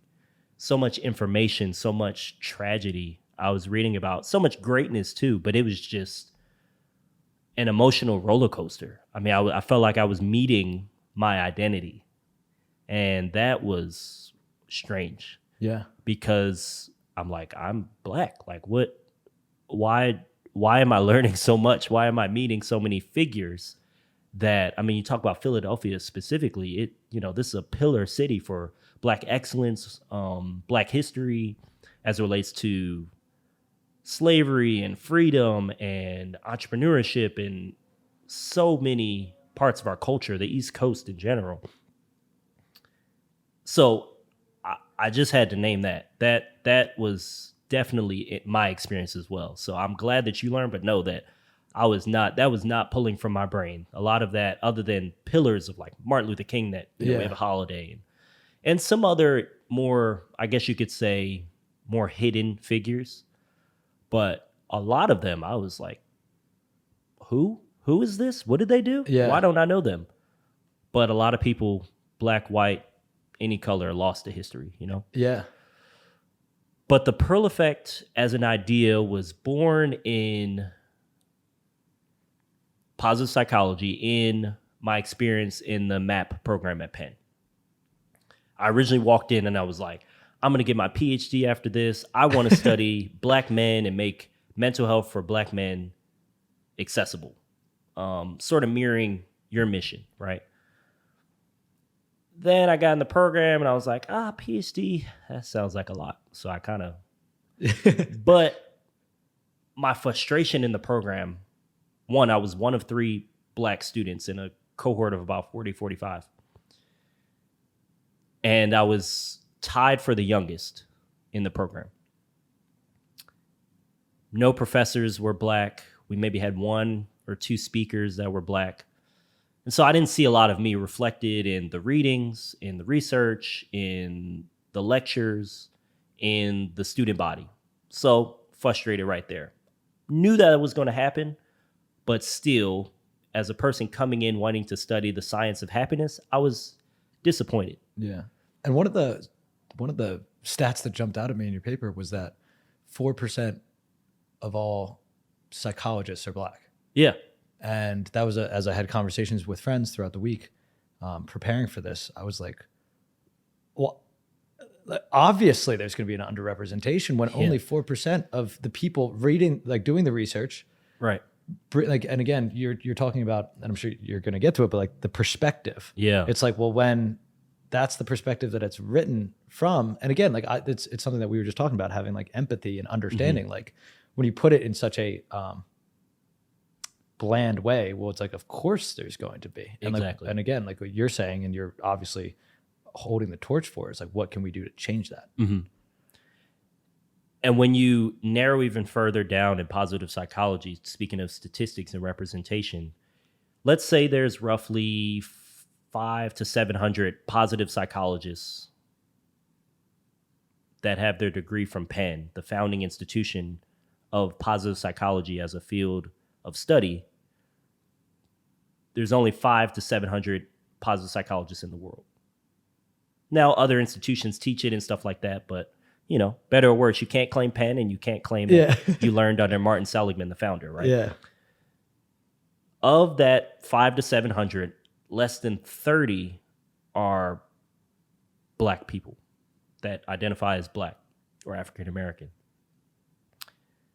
Of that 30, I believe there's definitely less than 10 men, and I believe I'm the youngest for now. Yeah. That's awesome. So it's great, but also, my shoulders hurt. Yeah. It feels like a lot to carry. So I didn't know those stats, but I felt those stats while in the program. I wasn't connected to the 15 classes before me, so I didn't know how many people of color were in the program. And so, you know, you feel this pressure, and it's the Black experience for a lot of us is, do I want to be the voice of my people? Do I want to be the person that's sort of the expert on our experience? For me, I was like, I gotta do it. Yeah. I gotta do it. We need to be a part of the conversation of happiness, of the science of happiness. That perspective needs to be highlighted. And the Pearl Effect was born. I was at my aunt's in Jersey, Cherry Hill, her fiance. We're talking about the program and talking about Black life and his upbringing. I don't even know. And he casually mentioned that a pearl is formed inside an oyster under stress. I was like, oh, I'm stealing that. That is dope. That is fire. What is that true? Google it. Yeah. Yes. A pearl forms once an irritant like sand or algae or something enters an oyster, and the pearl forms as a defense mechanism to protect itself, protect the most essential parts of it against harm. So it's a survival mechanism. From a positive psychology sense, it's a way to protect its well-being, ensure its survival. So you got thousands of oysters doing this process. And I'm thinking, okay, well, pearls are beautiful. We use them for jewelry. Yeah. Many of them are perfectly spherical, like it's a perfect ball, right? There are other types that create different shapes and sizes, right, and colors. Like there's some gold pearls, right, that pop out naturally, right? But this is an innate response to adversity. And so I get this metaphor, and it's a perfect alignment with what I know from my lived experience to be true of my community. That in spite of all that we have experienced throughout history, slavery, segregation, overall oppression, we continue to thrive. There's countless examples. And so my summer of writing this paper was now dedicated to finding out or coming up with a theory of how we did that. And that's what I called the Pearl Effect. That's the whole process. How do we create these pearls around our community to ensure that we have a connection to happiness, to our joys, that we have positive relationships, that we have engagement, that we have meaning, that we have achievement. Because, as I spoke on earlier, the outside environment around us gave no reason to have those present. Yeah. In fact, in the United States context, there was active systems to make sure that didn't happen. When we were brought over as slaves, we're separating you from your families. You're being sold off. You're being killed, right?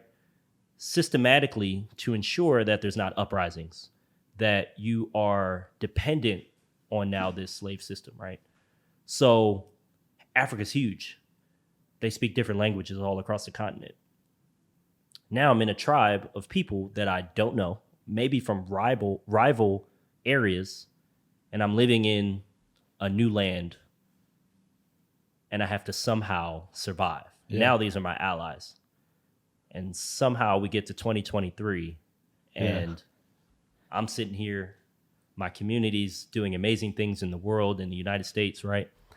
I needed to know how that happened, because right now there's no one telling me how that's possible, other than, from the positive psychology perspective. Yeah. So I was both disappointed and excited that I had the opportunity to explore that. And so that's what I came up with. So you being able to look into all of these experiences, and I know that in your paper there's 3 pillars, and I would love if you could just walk through each pillar, and kind of like examples that stood out from you that you'd be able to share. Right. In history, even as I do research now, there's countless examples that are happening, unfolding today in the Black community from my perspective, right? This is my theory. This isn't absolute fact, but I think it's an important message to try to look at some of the positives, some of the beauty of a dark experience. And before I get to examples, I do have to say that the Pearl Effect is not, my goal with it is not to make light of the horrific experiences that the Black community has had in the United States. It is, in fact, it is kind of from a pessimistic view. It's my opinion that racism, oppression isn't going anywhere anytime soon. It may improve. It goes through ebbs and flows throughout history. But what do we do while it's here? And the Pearl Effect is my way of speaking directly to my community to say, look what we've already done. Yeah. Look how we've still managed to be beautiful regardless of what's going around us. So I really want people to know that the Pearl Effect is a yes and. It is the flip side of the coin, just as positive psychology is to cognitive behavioral therapy or traditional therapy, right? It is not a replacement. It is not an ignoring the negative message. It's an acknowledgement and a step forward to say, okay, well, do we sit in that? Do we sit in the pain, or do we use it, see it from a different angle? Yeah. And in my paper, I focused on 3 time periods. One is the Black church. Second was the Harlem Renaissance. And third was hip hop. And you can both think of these periods as physical spaces and more spiritual, metaphysical spaces. Time that you can't touch, but that was constant throughout the whole community. Now, again, of course, the Black community is not just one experience.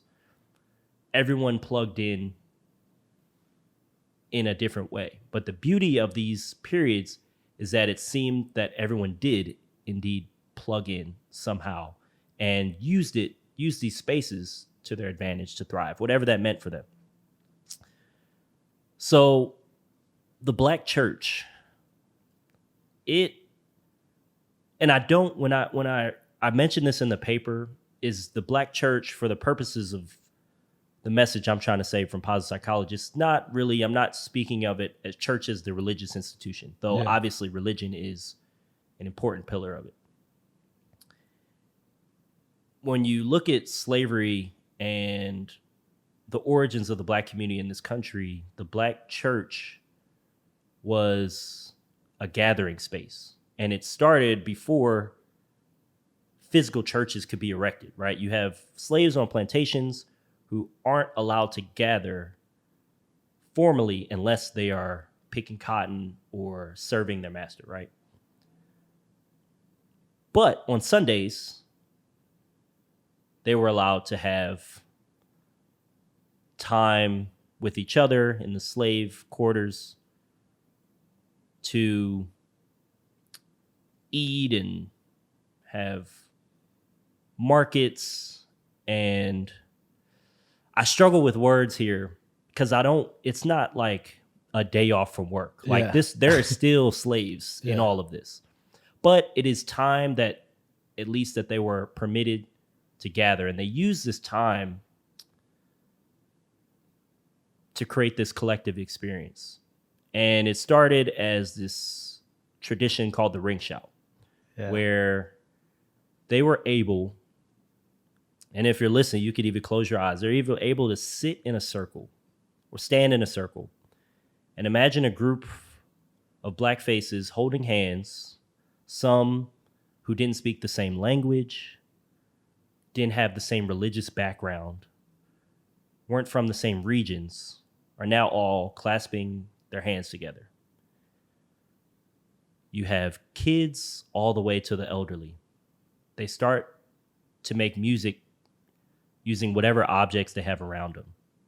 And so you have a rhythm building as people are holding hands in a circle, and they start to dance and move just with whatever feelings they have. And in positive psychology, we call that a hive state, where the individual self becomes irrelevant and you meld into the collective experience. And so in that, your worries and your individual traumas sort of go to the side. You're not thinking about that. You are fully in the moment. You're in the space. And all that you can feel is the energy of the circle. And because it's accompanied by music and chanting and singing, it's one of joy. And so for a moment, whether it lasted an hour, 5 minutes, I'm sure it went on for as long as they could, they were able to transcend their experience in a way that insulated them from the horrors of what every other day and moment they would experience. And I just found that so, so powerful to learn about. Because again, this isn't a physical space. Yeah. This is simply a field that they gathered and decided, based on the traditions that they all, in some shape or form, experienced back in Africa, created this moment of joy where they could have relationships with each other, in a positive way. They could smile and pass that joy along. Their life meant something in that moment, bigger, like, okay, this is, even if it's just to give strength to the person next to me. And that snowballed into actual physical space. And they leveraged religion and the use of religion by their white masters to further oppress them, to enhance this space. So at that time, Christianity was very prevalent in the United States. And so slaves weren't allowed to read or write or have a formal education, but they were allowed to hear the gospel. They were allowed to learn Christianity. And few of them were allowed to read the Bible and things and spread the message. But they could only share a certain message that was kind of like, keep them docile. This was the one that like blew my mind, that, like you said, they were only allowed to read certain passages. Yeah. And the passages of resilience and the passages of gathering together against the powerful sort, like whatever, like that. The fact that you could only read, like, all right, well, here, we'll give you the Bible, but only the parts we want. Right. It's like, what the fuck? Yeah. Like, yeah.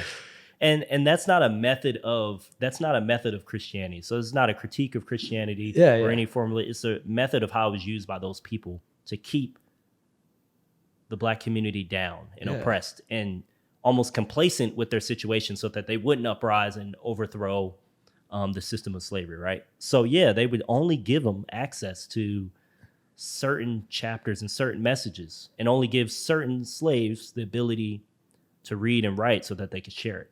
But this is the amazing part about the Black community is that for whether it was getting access to the Bible and teaching themselves to read or being taught by sympathetic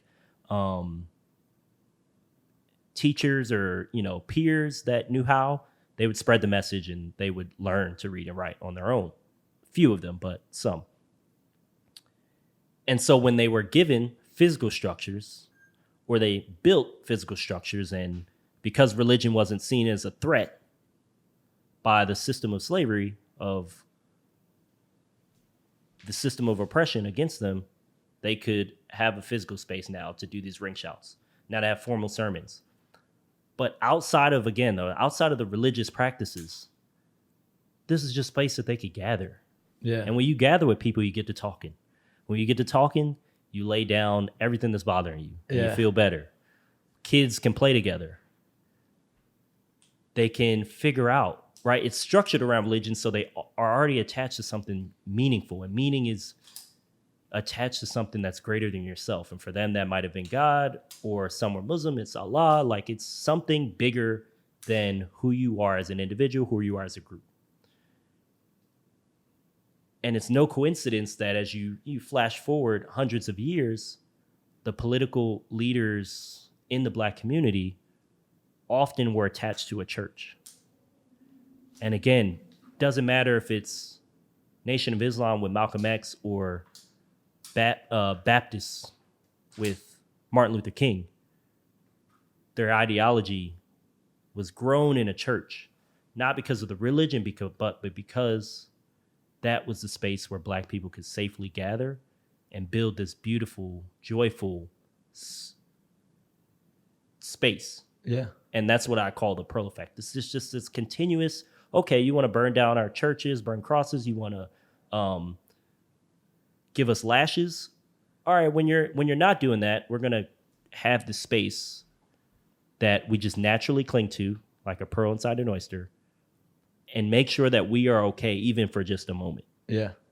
I think about, like, back to the Wi-Fi comment, like, you can't fuck with our Wi-Fi. Yeah, you know? You can't touch that. What can you do? And that's the thing. And I think that there's something, and I think that there's studies on this, and like we're going to learn so much. There's something about sounds, and there's something about music. Oh, yeah. And there's something about the flow state of getting lost in it. Yeah. There's something that we don't know enough about yet as a society, but like there's such power in that. And like, that's what music is. Like, you look at, like, the first one that popped into my head, because Taylor Swift's been ripping through the stadium series that she does. But like, can you imagine 70,000 screaming fans, like, all in one place? Like, the collective energy of all of that is so, like, and that's, I used to work in the music festival industry. So like, being at music festivals, I worked Bonnaroo, Made in America down here, Governor's Ball. And like that, I just remember, like, because you're working it, so you're in a different, at different times, you're not a part of it. You're on the out, like you're at the music festival, but you're in a golf cart and you're like observing everyone having the time of their life. Yeah, and it's like people just get lost in this music, and it's something of strength, and it's something of power, and it's something that, again, like, it's, when I was reading, I was like, wow, this, like, I love music, so like, I don't know, that energy, the vibrations, like, there's something there that is like, it feels like, from my perspective reading it, was like, there's something building. Yeah, it's a transcendent experience, and you are brought closer to that meaning, that higher power, that higher frequency, to use the Wi-Fi example. Yeah, you're brought there, and whether that was your intention or not, you're brought there. Yeah. You go to a festival, that feeling when it's crazy that 70,000 people can gather to see one person, but it's that person, but more so the frequency they're sharing, and everyone gets in a trance off of that. And the experience is the same. I challenge anyone, go to a black church. Yeah. Go to a Black Baptist church. Again, put religion aside, your denomination, all that aside. Experience the energy in that space. Bet money it changes your life. You will be like, what is going on? Why are people yelling and jumping around and so energetic? But there's something that's passing through them. Yeah. And you can call it whatever name. I'm going to call it the Holy Spirit. But you get there through that collective experience. Yeah. There's a role of the individual, right? There's a role of the individual and what you're able to get through on your own. But it's other people. Christopher Peterson, one of the giants of positive psychology, rest in peace. His famous line is, other people matter. And it's because other people are so important to our well-being, our thriving. And I really want the Pearl Effect to remind or reintroduce or illustrate the power we have as a collective. And I think other communities will learn from it too. Naturally, you're going to relate it to yourself. I just speak from the Black experience because that's who I am. Yeah. I'm not going to speak for the Jewish community or the Irish community or whatever, women, right? But it rings true. I say it, the Pearl Effect is a human experience, right? It's just culturally different based on cultural experience and cultural history. And that's an important distinction when we talk about these things. Yeah. And it's funny, as you're talking like that, I think the similarities between the church and with music, thinking about that Taylor Swift example, is like the emotions that all of those people in that stadium, those 70,000 people, have their own personal connection with the artist and with the music. They've cried to those songs, they've laughed to those songs, they've lived those songs, they've felt those songs, and it hit them in their soul. Yeah. And then you get that many people in one arena together, and the energy that, like, no wonder her tour is, nuts. Like, it's right. And same thing can be said for the Black church, like you're saying, with the yelling and the and I haven't experienced a Black church, but I through video, I have, and like, dude, like, it's confusing. It's like almost. a party. Yeah, Like, it's you're like, what is? Are y'all sure y'all talking about God right now? But I bet you if you interviewed someone right after that experience, coming from a Black church or coming from a Taylor Swift concert, it would sound eerily similar. Yeah, the energy. Yeah, and it again, it's just it's something about gathering that vibration, and it's really something that I enjoyed studying. Yeah. Just getting at what is it and why do people do it? It's I would say it's much more of a natural instinct to cling to that positive way of existing, finding something, more than it is to sit in that negative, right? I mean, like I said, most of the experience of a Black person in 16, 17, 1800s was dark. But those moments of pure bliss sustain them. Yeah, dude. Oh, it just makes I'm like smiling because it makes me so hopeful for the future. That there's another one of those things. Yeah, we have 5 senses, but we have way more than that. Like, again, you walk into a room and you sense somebody's energy. You're feeling that. We don't call that a sense, but we have a sense, and like I call that the 6th sense, and that's actually something that there's been studies there too. People who've experienced trauma can sense at a way higher level because. And I always say it from my experiences of like, well, like being a young kid looking at somebody's eyes, their shoulders, their eyebrows, their nose, their facial expressions, like, because every word that I was saying, I was reading them to make sure that, I was saying the right thing. I wasn't stepping on anybody's toes. I was so like overly concerned. So like that muscle, that sense is trained over time. Just like somebody who is a wine connoisseur and can taste the wine, they train that sense over years and years and years. Like there's people, like there's this floating energy sense that we don't identify yet, but like I think through technology we're going to be able to start being like, oh wait, like that's why Frank's happy, because he's living up here and these vibrations, and he's I want to meet him there. And then again, back to the Pearl Effect, the collective of being able to, because the way that I look at your paper and the way that I look at your mission and what you're saying is, you're saying like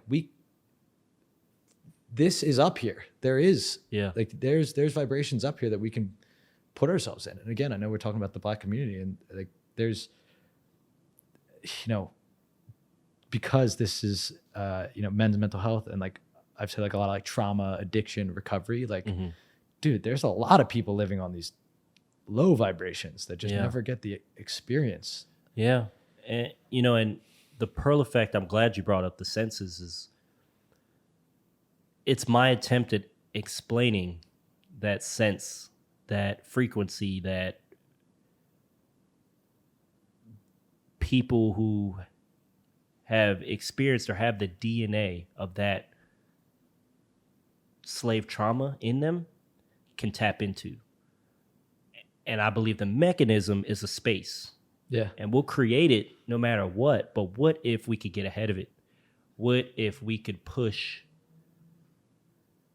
these spaces to the forefront and not have to worry, not to wait for oppression or trauma to get so dire that we have to force it on our own? Because it can also be used in a negative space, right? We can use it for violence, and Philly is there's a very high level of violence here. And so that's where it can go in a negative direction, but it's rooted in the same thing. It's rooted in a need for others and a need to have a collective experience, a collective sharing. And if your meaning is attached to something negative like violence or othering, well, that's terrible, but it's still rooted in that desire, that innate instinct to find that collective experience. And we were, at the Fiddler Club with Michael Foreman. He talked about all the empty lots in Philly. And he said something like 100 empty lots in Philly. And what if those could be green spaces? Yeah. And that's not only if those could be green spaces. Why is that important? Because it would attract people, predominantly Black and brown, who are in these fucked up neighborhoods that experience crime and they see terrible things. It would attract them to come there, and they would build things. And they wouldn't be gang headquarters. They would probably be community gardens. They were probably parks where there's double dutch and basketball, and there's rallies to end the violence. Like these are positive spaces that will probably spring up. Yeah. My girlfriend, she's into adaptive reuse and changing old buildings into community spaces, right? So there's over 100 theaters in Philly that are shut down. What if those became community centers? There's so much we can do to, again, tap into the Pearl effect and encourage those spaces to be created. Yeah. Instead of forcing people to do it in their backyards or at a cookout. What if I'm like, here, take this free space, or pay $5 a month like Planet Fitness, and now have this beautiful gathering area, and you do the rest. Yeah. One of the things that I held on to when he was talking about that was that, like, when you put green spaces in neighborhoods, crime goes down. Yeah. And it does make sense. And again, I'm tapping into all this energy thing. Like one thing that I'm missing from a mental health standpoint of, where I grew up and where I was living, out more towards the suburbs, is like when I was really going through some transformative times in the past couple of years, I would hike. And that's how I got my love for podcasting. I would listen to these 3-hour-long podcasts and just go hike in the woods in Valley Forge. And again, you're in Valley Forge, like talk about history. Like you're like, I don't know. I would get lost in these, like, in thoughts and everything. And I believe that again, energy, like I had a discussion with somebody about religion a couple weeks ago, and she was saying, like, I was like, the trees are intelligent. Like the tree, like the grass, like the world, like we haven't been here that long. They have, like, and they're trying to dominate time and space just like we are. Yeah. We're starting to fight back with all the building we're doing, but like they've done a good job. Yeah. They're like back-to-back champs. I mean, they, I don't know. I really, I think feeling that, and again, I say it's belief, but there's also studies that it's like fact, again, with these spaces that bring people a new life. 100%. It's, and all I do is from a historical perspective, showing the resiliency, the innateness of these spaces being created by the communities that need them, they're going to do it. Like you see it, a lot of those people that were in that room are doing that. They're creating organizations that encourage that sort of thing. But why do we have to wait for people who've experienced those traumas, who come from those communities, to do it on their own, right? We're in 2023. Hopefully there can be more people, more allies, a part of that change, a part of just opening the space. Again, let the community do what they do inside, right? You give ants a little bit of dirt, they're going to make an anthill. You don't need to build the anthill and then tell them, here's your home. You just say, hey, carved out a little piece of dirt, you guys do what you do. Yeah. Right. But unfortunately, we're replacing those anthills with concrete. Yeah. And, letting the dirt dry up and not be nurtured and cultivated. And so there's less and less energy to continually fight for these spaces, for these collective community forces to enhance, the community. So we cling to what we can, all of us. We cling to what we can to find joy, and sometimes that joy isn't always so productive. Yeah, and it's funny. I mean, I think about working together. I think I felt so lucky to be in that room, and I feel so lucky I feel like I'm being able to see that this insight of like what's happening in Philly, and that there's a lot of good happening, and there's a lot of working together, led by Michael in many ways, and. But as we talked about, just having these conversations, meeting each other, I don't know. I'm so grateful for this. I guess we'll close up here in a couple minutes, but to thank you first of not only sharing your experiences on this platform, but also just doing the work, because everything that you've had to deal with in life, it kept me going throughout my bad week. And I just kept thinking, I was like, damn, dude, you know what I mean? Like your positivity and with what you've had to deal with, like we could all find a little sunshine. Yeah. Thank you. Dude, thank you. But in closing, I always like to bring it up if there's any, obviously please shout out how people can find you. Right. So not only that, but then also if there's a cause that you would want people to donate to, think about, or even something as far as like on the first episode, my friend Tommy was like, just reading with children at the library. Like there's things that we can all do. So the floor is yours. Yeah. Well, you can find me at Frank_the future on Instagram and Twitter, though I like to keep my Twitter to myself. It's a safe space. And you can go to my website, www.mrpositivellc.com. You can also just Google me at Frank Jackson, The Pearl Effect, and I'm sure I'll pop up. As far as what I want to leave the audience with, I think reflection, two things, reflection. So for everyone, reflect, but I'm really going to speak to the people struggling out there, whether it's trauma, whether it's oppression, whether it's a tough neighborhood. Reflect. And I think an undefeated way to do so is writing. It was saved me. Journaling. You don't have to have a plan. You don't have to know what you're going to write about, but do it. And even if I just told a friend who likes cats and likes tattoos, do your first journaling about cats and tattoos. And the next thing you're going to be doing is unpacking your childhood trauma. You're going to be like, how did I get there? But just start. Yeah. And then the other thing, which is related, is curiosity. Curiosity about yourself and your own experiences, because that too is undefeated and will take you down a healing journey that is beautiful. But also curiosity about others. And so if you're an ally to the Black community and want to help, ally to people who are less fortunate than you, even more than resources and money and those sorts of things, you need to be curious about others and curious about their lives, just as you are. You were curious about my life. Your podcast is built on curiosity of other humans, right? You learn so much. And that's where empathy is born, because now when you hear someone's story, you hear about their background, you're then connected to them. you see parallels, because that's what we do. We relate. Rarely are you talking to someone and asking them questions and you're just not relating your own life to it. You are bonded in that way, and now difference is less important. And now you have more direction on how you can be helpful, as opposed to prescribing help and just saying, well, I support a neighborhood, let me give him $1 million. Dave Chappelle has a very funny skit about reparations. And he shows the black community gets reparations. And they're in the streets, and one of the guys, he gives them an interview. And one of the guys on an interview, and it's Dave Chappelle in a character.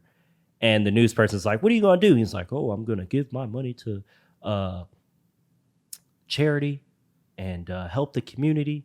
Psych! I'll buy me a Rolls Royce, right? Like, you can't give blindly. You really have to get curious and get to the nitty gritty of the need. Otherwise, you're going to be giving in vain and giving without knowledge. And that's almost more harmful than lending an ear and being curious. So yeah, well, dude, that's beautiful, and everything that you do is giving, and and I like to end these things too. It's this started out, and thank you for your words about the curiosity of this, because this started out.